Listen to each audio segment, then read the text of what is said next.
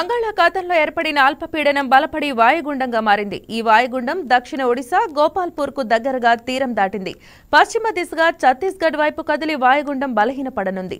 దీని ప్రభావంతో రాష్ట్రంలో 5 రోజుల పాటు మోస్తరు వర్షాలు అలాగే పలు ప్రాంతాల్లో భారీ నుంచి అతి భారీ వర్షాలు కురిసే అవకాశం ఉందని అమరావతి వాతావరణ కేంద్రం, విశాఖలోని తుఫాను హెచ్చరికల కేంద్రాలు తెలిపాయి. అలాగే కృష్ణా, గోదావరి నదుల్లోకి భారీగా వరద నీరు చేరే అవకాశం ఉందని హెచ్చరించాయి.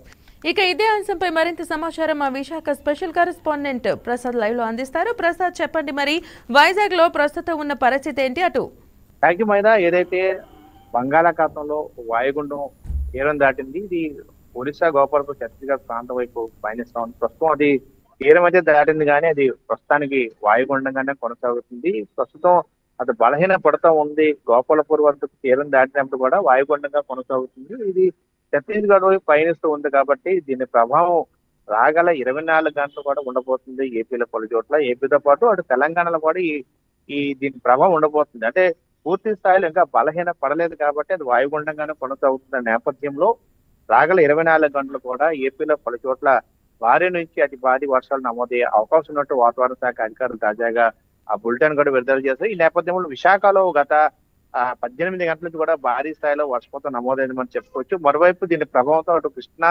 ప్రకాశం డిస్ట్రిక్ట్తో పాటు నంద్యాలలో కూడా ఈ వర్షపాతం నమోదయ్యే అవకాశం ఉంది. మరోవైపు మత్స్యకారులకు కూడా సోమవారం వరకు కూడా వేటకు వెళ్ళొద్దని తాజాగా వాతావరణ శాఖ అధికారులు తెలియజేశారు. ఎందుకంటే ఇది పూర్తి స్థాయిలో బలహీనపడినట్లయితే హెచ్చరికలు తగ్గే అవకాశం ఉండే నేపథ్యం ఉండేది. కానీ అది బలహీన పడలేదు కాబట్టి ఇంకా అది ప్రయాణిస్తూ ఉంది. అటు ఛత్తీస్గఢ్ నుంచి ప్రయాణం చేసేటప్పటికి మధ్యలో కొంత బలహీన పడినట్లయితే అది వాతావరణ శాఖ అధికారులు మత్స్యకారులకు సూచన చేసే అవకాశం ఉంది. కానీ ప్రస్తుతం అది వాయుగుండంగానే కొనసాగుతున్న నేపథ్యంలో సోమవారం వరకు కూడా మత్స్యకారులకి వేటకు వెళ్ళొద్దని తాజాగా ఆదేశాలు జారీ చేస్తారు. ఈ నేపథ్యంలో ఉత్తరాంధ్రలో భారీగా వర్షం నమోదవుతుంది.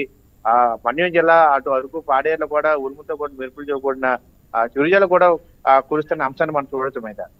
రైట్ ప్రసాద్, అంటే మరి భారీ వర్షాల నేపథ్యంలో లోతట్టు ప్రాంతాలు, ముంపు ప్రాంతాల్లో అధికారులు ఎటువంటి చర్యలు చేపడుతున్నారు?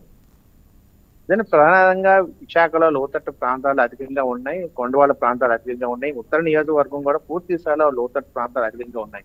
ఈ నేపథ్యంలో భారీ వర్షాల నేపథ్యంలో లోతట్టు ప్రాంతాలన్నీ కూడా పూర్తిగా నీటితో జలమలయ్యే పరిస్థితి ఉన్న నేపథ్యంలో అధికారులు అప్రమత్తం అయ్యారు. ప్రధానంగా జీబీఎంసీ సంబంధించిన అధికారులు అటు పారిశుద్ధ్య కార్మికులతో పూర్తి స్థాయిలో ఎక్కడికెక్కడ ఆ వర్షపు నీరు నిలువ లేకుండా పూర్తి స్థాయిలో పనులు చేస్తున్న అంశాన్ని మనం చూడొచ్చు. మరోవైపు లోతట్టు ప్రాంతంలో ఉన్న ప్రజలందరూ కూడా అప్రమత్తం చేశారు. ఎందుకంటే ఇది వర్షాకాలం ఎక్కువగా వర్షాలు పడుతున్న నేపథ్యంలో ఎక్కువగా ఇప్పుడు డెంగ్యూ, మలేరియా వంటి వ్యాధులు కూడా ప్రబలే అవకాశం ఉన్న నేపథ్యంలో అటువంటి రోగాల బారిన పడకుండా ముందుగానే జీవీఎంసీ అంటే ప్రధానంగా మున్సిపల్ అధికారులు అయితే అప్రమత్తం అయ్యారు. ఈ నేపథ్యంలో పారిశుద్ధ్య కార్మికులతో నిత్యం ఆ ప్రాంతం అంతా పర్యవేక్షిస్తూ లోతట్టు ప్రాంతాల్లో ఎక్కడైతే నీరు నిలిచిపోతుందో, డ్రైనేజీ సమస్య ఎక్కడైతే ఉందో ప్రధానంగా వాటిని గుర్తించారు.